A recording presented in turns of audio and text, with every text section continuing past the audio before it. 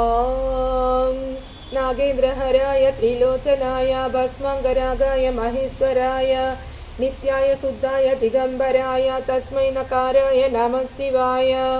मंदाकिनी सलिलचंदन चर्चिताय नंदीश्वर प्रमदनाद महेश्वराय मंदार मुख्य बहुपुष्प सुपूजिताय तस्मै मकाराय नमः शिवाय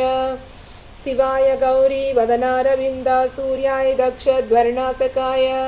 श्रीनीलकंठाय वृषध्वजाय तस्मै सिकाराय नमः शिवाय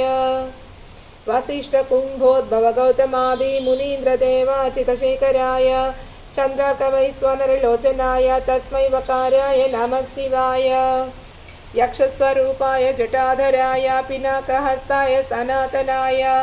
दिव्याय देहाय दिगंबराय तस्मै यकाराय नमः शिवाय पंचाक्षरीमिदं पुण्यं यः पठेत् शिवसन्निधौ शिवलोकमवाप्नोति शिवेन सह मोदते। नमः पार्वतीपतये हर हर महादेव शंभो शंकर हर हर महादेव शंभो शंकर